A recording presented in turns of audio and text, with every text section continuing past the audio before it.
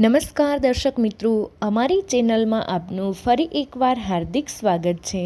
મિત્રો, 1 જાન્યુઆરીના દિવસે જો તમે આ એક ઉપાય કરી લ્યો છો તો મિત્રો તમે વિશ્વાસ રાખજો કે તમે ધનવાન બની જશો। તેમજ જો તમે 1 જાન્યુઆરીના દિવસે આ વસ્તુ ઘરે લાવો છો તો મિત્રો તમને ધનવાન બનતા કોઈ રોકી નથી શકતું। મિત્રો, તમને એક વિનંતી છે કે વિડીયોને પૂરેપૂરો જોજો, તો જ તમને આનો અવશ્ય લાભ થશે। આથી મિત્રો, 1 જાન્યુઆરીના દિવસે જો તમે આ એક વસ્તુ પોતાના ઘરમાં લઈને આવો છો અથવા તો અમે તમને જે વૃક્ષ જણાવીએ છીએ એ વૃક્ષ જો તમે 1 જાન્યુઆરીના દિવસે તેનો સ્પર્શ કરી લ્યો છો તો મિત્રો તમારી ગરીબી જડમૂળથી જ ખતમ થઈ જશે। આથી મિત્રો, પોતાના ફાયદા માટે વિડીયોને અંત સુધી ધ્યાનથી સાંભળજો। આવો મિત્રો, આપણે જાણીએ કે નવા વર્ષ એટલે કે 1 જાન્યુઆરી 2025ના દિવસે તમારે એવો કયો એક ઉપાય કરવાનો છે અને એવી કઈ વસ્તુ છે કે જે તમારે ઘરમાં લાવવાની છે, જેના લીધે તમે થોડાક જ દિવસમાં ધનવાન બની જશો। તો મિત્રો, વિડીયોમાં આગળ વધતા પહેલાં જો તમે ઈચ્છતા હોય કે લક્ષ્મી માતાની કૃપા તમારા પર સદાય બની રહે તો વિડીયોને એક લાઈક કરી દેજો। કમેન્ટ બોક્સમાં જય માં લક્ષ્મી જરૂરથી લખી દેજો। ચેનલને સબસ્ક્રાઈબ કરવાનું ભૂલશો નહીં। મિત્રો, હવે નવું વર્ષ શરૂ થવાને બસ થોડાક દિવસ જ બાકી રહ્યા છે।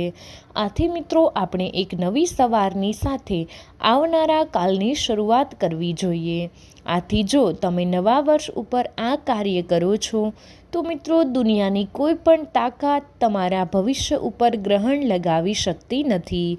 જો તમે ઈચ્છતા હોય કે આખું વર્ષ તમારું બહુ સારું જાય તો મિત્રો નવા વર્ષના પહેલા દિવસે તમે આ કાર્ય જરૂર કરી લેજો। મિત્રો, એવી કઈ વસ્તુ છે કે જેને ઘરમાં લાવવાથી આખું વર્ષ આપણા ઘરમાં ધનનો ભંડાર ભરેલો રહે?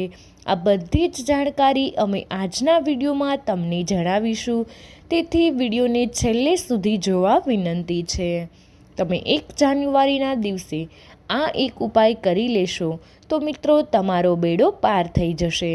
તેની સાથે જ અમે તમને જે ઉપાય જણાવીએ છીએ એ ઉપાય તમે નવા વર્ષની શરૂઆતમાં જ કરી લ્યો છો તો મિત્રો માતા લક્ષ્મીની કૃપા તમારા ઘર ઉપર એવી રીતે વરસે છે કે આખું વર્ષ તમારા ઘરમાં અન્ન અને ધનની કમી નથી આવી શકતી। તેની સાથે જ મિત્રો, જો તમારા ઘરના સભ્યોનો ધંધો સરખો ચાલતો ન હોય તો મિત્રો તમારે 1 જાન્યુઆરીના દિવસે આ ઉપાયને અવશ્ય કરી લેવો જોઈએ, જેથી કરીને તમારા ઘરની ગરીબી છે એ સાવ દૂર થઈ જશે। મિત્રો, આજના વિડીયોમાં અમે તમને એવી 5 વસ્તુઓ વિશે જણાવીશું જેને તમે નવા વર્ષના દિવસે તેમાંથી કોઈ પણ એક વસ્તુ ઘરમાં ખરીદીને લાવશો તો મિત્રો તમે પોતે જ જોઈ શકશો કે તમારા જીવનમાં એટલું ધન, વૈભવ અને સુખ શાંતિની પ્રાપ્તિ થશે જેની તમે ક્યારેય પણ કલ્પના નહીં કરી હોય। કારણ કે મિત્રો, આ વસ્તુ હકીકત છે। જો તમારી પાસે પૈસા હશે તો લોકો તમારી ઇજ્જત કરશે, પણ તમે ગમે તેટલા સજ્જન વ્યક્તિ કેમ ન હોય, તમારી પાસે પૈસા નથી તો લોકો તમારી ઇજ્જત પણ નહીં કરે। આથી મિત્રો, 1 જાન્યુઆરીના દિવસે જો તમે અમુક આ પ્રકારના કાર્ય કરી લ્યો છો તો મિત્રો તમારા ઘરમાં અવશ્ય ધનની વર્ષા થશે। મિત્રો, વાસ્તુશાસ્ત્રમાં પણ એવી ઘણી બધી શુભ વસ્તુઓ જણાવવામાં આવી છે જેને નવા વર્ષની શરૂઆતના દિવસોમાં જો તમે પોતાના ઘરે લાવો છો તો મિત્રો લક્ષ્મી માતાનો વાસ છે એ તમારા ઘરમાં હંમેશા માટે રહે છે। અને જો તમારા ઘરમાં કોઈ નકારાત્મક ઉર્જા હશે તો મિત્રો નવા વર્ષની શરૂઆતમાં જ આ વસ્તુને લાવવાથી સકારાત્મક ઉર્જાનો વાસ તમારા ઘરમાં થશે। તેમજ આ વસ્તુ લાવવાથી તમારું નસીબ એવી રીતે ચમકી જશે કે જેવું તમે ક્યારેય વિચાર્યું પણ નહીં હોય। મિત્રો, વિડીયો થોડો લાંબો થઈ શકે છે પણ અમે તમને બધી જ જાણકારી વિસ્તારથી જણાવીશું।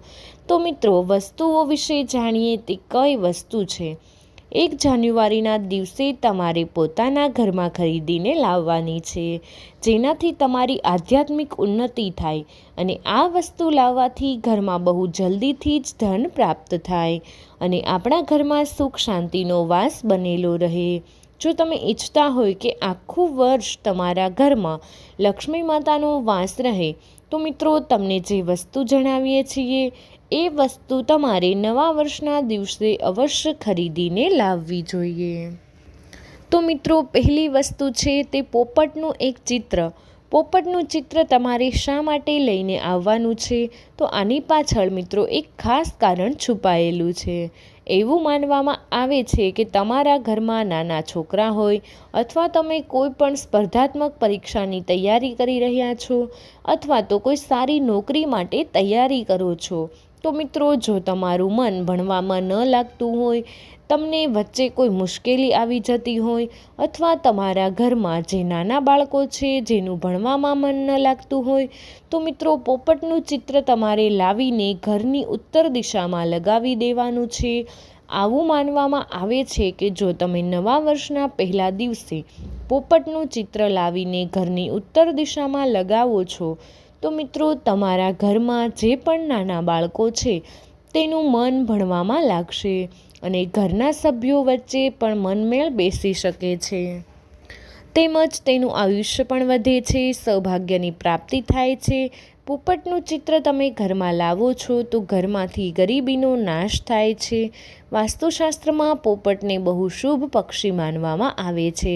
જે સ્થાન પર પોપટનું ચિત્ર રાખવામાં આવે એ સ્થાન ઉપર ક્યારેય પણ ગરીબીનો વાસ થઈ શકતો નથી.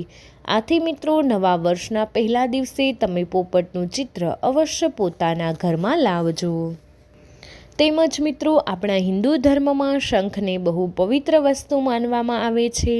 સમુદ્ર મંથન જ્યારે થયું હતું ત્યારે શંખની ઉત્પત્તિ થઈ હતી અને 14 રત્નમાંથી એક ઉત્પત્તિ છે એ શંખની થઈ હતી. આથી મિત્રો, શંખ છે એ ભગવાન વિષ્ણુએ સ્વયં ધારણ કરેલો છે. એવું માનવામાં આવે છે કે જે શંખ છે એમાં લક્ષ્મી માતાનો પણ વાસ હોય છે. મિત્રો, જે ઘરમાં પણ શંખ હોય એ ઘરમાં રોજ આરતીના સમયે શંખની ધ્વનિ ઉત્પન્ન થતી હોય તો મિત્રો એ ઘરનું વાતાવરણ છે એ પવિત્ર થઈ જાય છે. તેમજ એ ઘરમાં જેટલી પણ નકારાત્મક શક્તિ હોય છે તે બધી જ શક્તિઓ નાશ થઈ જાય છે. આથી મિત્રો, જો તમે નવા વર્ષના પહેલા દિવસે શંખ પોતાના ઘરમાં લાવો છો તો મિત્રો ભગવાન વિષ્ણુની સાથે માતા લક્ષ્મીની કૃપા પણ તમને પ્રાપ્ત થાય છે અને હંમેશને માટે તમારા ઘરમાં તેનો વાસ રહે છે. આથી મિત્રો, 1 જાન્યુઆરીના દિવસે જો તમે શંખ લાવીને પોતાના ઘરના મંદિરમાં સ્થાપિત કરો છો તો વર્ષના પહેલા દિવસે જ તમે શંખની ધ્વનિ ઉત્પન્ન કરો છો તો તમારું આખું વર્ષ છે એ શુભ રહે છે. હવે મિત્રો, ત્રીજી વસ્તુ છે એ છે ગણેશજીની મૂર્તિ. 1 જાન્યુઆરી 2025ના પહેલા દિવસે તમે પોતાના ઘરમાં ગણપતિ દાદાની એક મૂર્તિ લાવશો તો તમારા ઘરમાં ક્યારેય પણ અન્નધનની કમી નહીં આવી શકે. મિત્રો, કોઈ પણ કાર્યની શુભ શરૂઆતમાં આપણે ગણપતિ દાદાનું પૂજન કરીએ છીએ.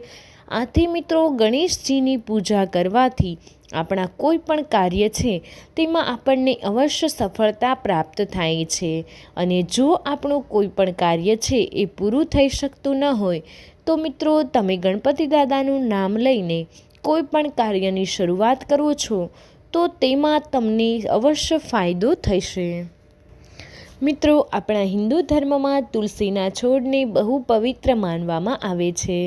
એવું માનવામાં આવે છે કે તમે નિયમિત તુલસી માતાની પૂજા અર્ચના કરો છો, તેને દરરોજ દીવો પ્રગટાવો છો તો મિત્રો ભગવાન વિષ્ણુની સાથે લક્ષ્મી માતાની પણ કૃપા તમને પ્રાપ્ત થાય છે. તેમજ મિત્રો, નવા વર્ષ પર તમારે તુલસી માતાનો છોડ છે તે અવશ્ય ઘરમાં લાવવો જોઈએ. આનાથી મિત્રો ઘરમાં શુભતા આવશે અને ઘરનું વાતાવરણ પણ મંગલકારી થઈ જશે.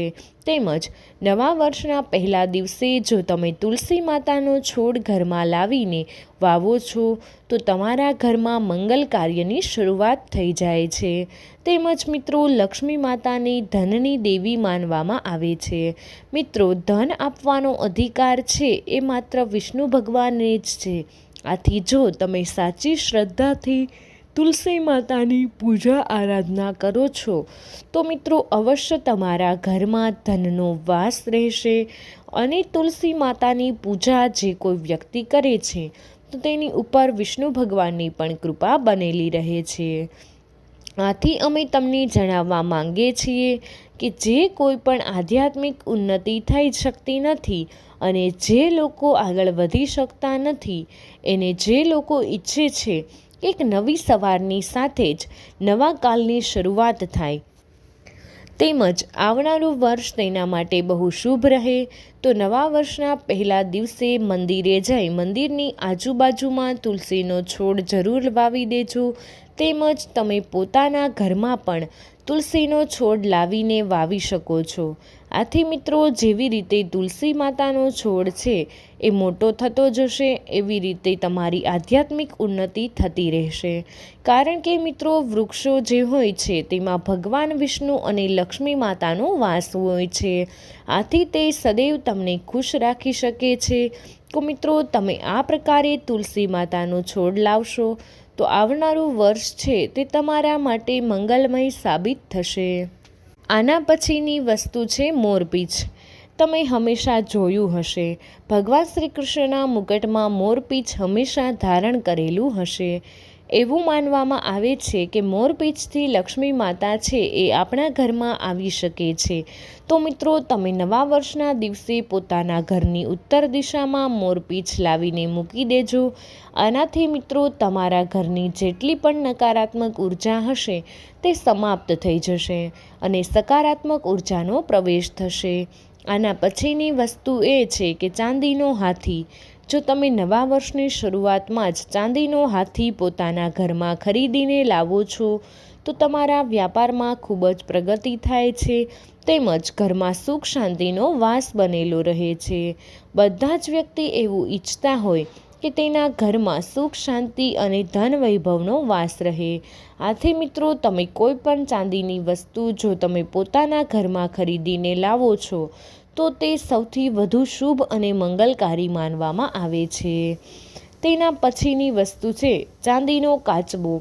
મિત્રો 1 જાન્યુઆરીના દિવસે જો તમે ચાંદીનો કાચબો પોતાના ઘરમાં ખરીદીને લાવો છો તો મિત્રો એ પણ બહુ શુભ માનવામાં આવે છે. તો મિત્રો વિડીયો પસંદ આવ્યો હોય તો વિડીયોને એક લાઇક કરી દેજો. તમારા બધા જ મિત્રો સાથે વિડીયોને શેર કરી અમારી ચેનલને સબસ્ક્રાઈબ કરવાનું ભૂલશો નહીં. કમેન્ટ બોક્સમાં જય મા લક્ષ્મી અને જય વિષ્ણુ ભગવાન જરૂરથી લખી દેજો.